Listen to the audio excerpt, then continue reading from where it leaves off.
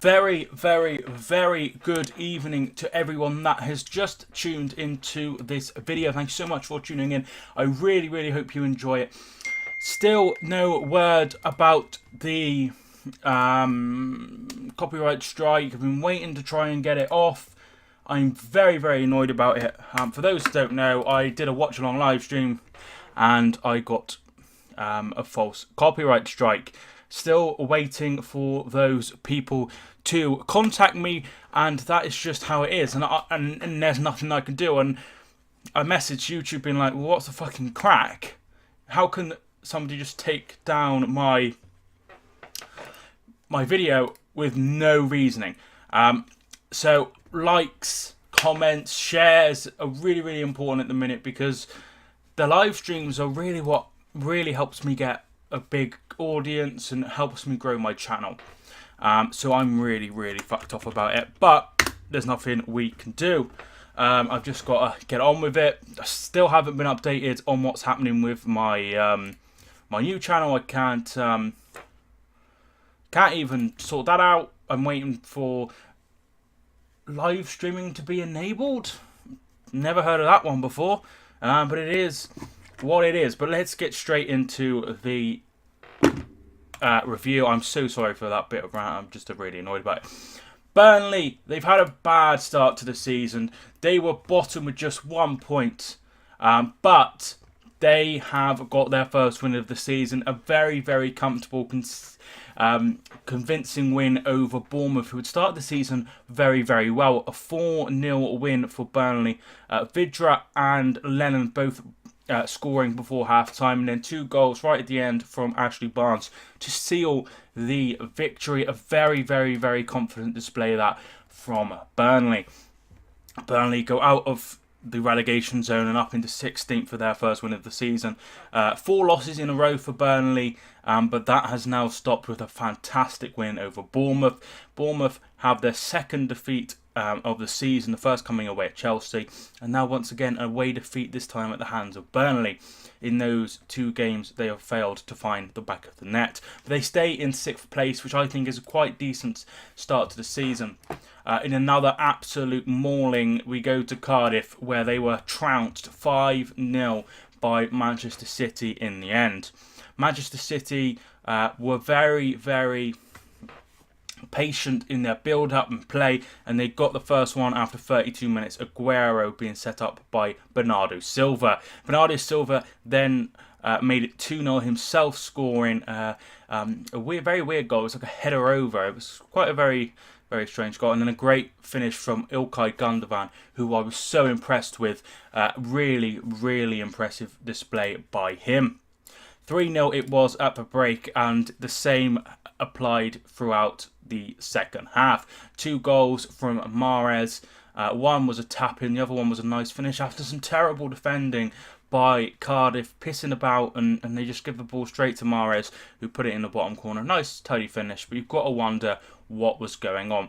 Rules, I think he plays in midfield, with a horrendous challenge on Ilkay Gundogan. Studs up right at the top of the knee, almost past the shin pad. Really, really nasty, but that was deemed a yellow card offence. Personally, I probably think it was a red card, but, you know, we had VAR last week, and obviously that wasn't an actual thing, but there are 2 incidents at least that would have been changed. This one would have probably been a red card, and also Timothy Fosu-Mensah would have also seen red earlier in the day. But an absolute domination by Manchester City. 21 shots, 10 on target. Cardiff had just 2 attempts, 80% possession by Manchester City. They have put that Lyon result behind them and have come out fighting. They go into second, 5 wins, 1 draw, 0 defeats. Next, we go to the only 0-0 of the 3 o'clocks, and that was Crystal Palace and Newcastle. None of them could break the deadlock, and it would have been very, very good points. It was Crystal Palace who were on top. They had 62% possession, and they had the most shots on target, the most shots, and the most chances overall. They had a chance right at the end, but they could not convert it, unfortunately, and it went out 0-0. So a decent point, I guess, for Newcastle. Palace will be disappointed. They've failed to win in their opening 3 games so far this season. At home, 2 defeats against Liverpool and Southampton, and now a draw with Newcastle. Newcastle are in the relegation zone. They are currently in 18th place with 2 draws, 1 against Cardiff and 1 against Palace. But no goals in those games. They've been in every other game. They've lost 2-1. They've scored goals.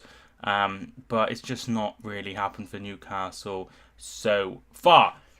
But maybe they have an easier run of fixtures, so maybe they'll start picking up then. Next we go to Leicester and Huddersfield, and Leicester ended up winning this game. But there was an early scare for Leicester. After 5 minutes, Zanka Matthias Jorgensen, he opened the scoring. I think it was from like a corner, but 5 minutes in. But Iheanacho scored the equaliser. This was absolutely terrible. There was no defenders in sight. All of the defenders were in the final third of the Leicester City half. I've never seen anything like it, and he just come away and he was miles in front of everyone else, and he went through and scored. Maddison scored a beautiful free kick to make it 2-1 after 66 minutes. Vardy went through and chipped Lossell, and he lovely goal, and it made it 3-1. So really good 3 points from Leicester, who probably deserved to win the game overall. That puts them up into 8th place. That's sort of around where I expect them to finish. 3 wins and 3 defeats. So very mixed at the minute. Huddersfield are now bottom of the table. Just 2 points picked up, but they're struggling to score goals, which is really concerning. Next we go to Liverpool and Southampton, and this one was sorted out in the first half. 3 goals in the first half. A Wesley Hoyt own goal, which was absolutely dreadful. Ball coming in and just come off him, and it just trickled into the net. I don't believe that there was nothing they could have done about that. Really poor. Matip headed in to make it 2-0, and then Salah got on to the end of a free kick by Shaqiri with a beautiful free kick, and it just kept hitting the bar up and down, and Salah got there first to make it 3-0. In the second half, nothing really happened of note, but there were a couple of concerns. Shaqiri came off at half-time, and then big Virgil van Dijk, who has been fantastic so far this season, did come off with holding his rib, they said. Really concerning if that's a little injury, but they do have Chelsea in midweek. I don't think he'll be risked for that game, but they will want him back for Chelsea away at Stamford Bridge. Really big game. But bossed again, Liverpool absolutely deserved those 3 points. 6 wins out of 6. Absolutely fantastic start by Jurgen Klopp's men, and they're looking very good. Finally, the last 3 o'clock game was Manchester United and Wolves. Fred opened the scoring after probably Wolves were the better side in the first half before that goal, and then Manchester United came into it. But there wasn't a lot between them. This is a very good Wolves side. In the second half, Moutinho equalised. A really nice finish. There was nothing De Gea could have done about that in the 53rd minute. To the credit of Mourinho, he changed things.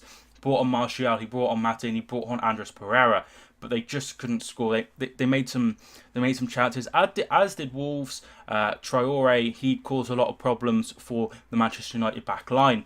I said after the 1-1 draw with Manchester City that Wolves will take points from the Big Six this season, and so far they've not lost in 2 games, which I think is very good. 2 big clubs, Manchester City away, at home, and Manchester United away. So a really good point now. That puts them up into 10th with 9 points. Next game they have Southampton at home, so they'll be looking at climbing the table, maybe trying to get into that 7th spot for the Europa League, which would be an amazing achievement for a side going up. But I think everyone needs to stay a little level-headed. Manchester United, despite that draw, go up a place into 5th. So they'll be looking to go into the top 4 next weekend when they play West Ham away, which I think will be a very interesting game indeed. I think Manchester United overall have been quite average so far, but I do see signs of improvement and signs of wanting to perform a different way, and that will be really interesting to see how things go on. the games that I thought they would have won, they've won. They've won 4 in a row, but that has now stopped with that. Sorry, 3 in a row with that 1-1 draw. Overall, very, very good point for Wolves, and I think they deserve the point. I don't think many Manchester United fans would be like, you know what, we definitely deserve to win that game. It was fairly even. Obviously, Manchester United being at home, being at the iconic Old Trafford, they did have more possession and things like that. Just one thing I want to say about that game, Sir Alex Ferguson, who I did a video about when the news came out about his brain hemorrhage, and I was amazed that he has made such a quick recovery, and I was so glad to see him in the stands. Such an iconic figure. You know, some of you might not know, I don't support Manchester United. I actually support Manchester City. But these things go out the window when someone's health's at risk. You know, no matter how much you like or dislike someone, you can't underestimate what this gentleman gave to the game. So really, really nice to see him in the stand. Finally, we go to the 12:30 kickoff. I watched this one. Andre Gray opening the scoring after just 2 minutes, about 90 seconds. Great ball by Will Hughes, and he put it in the back of the net.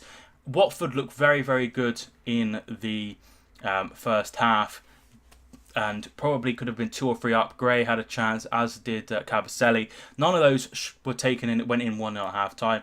As I previously said, Timothy Fosu-Mensah could have been sent off for a challenge on Troy Deeney. In the second half, they made 2 changes at half-time, Fulham, with Ayiti and Odoi coming off on for McDonald and Alfie Mawson.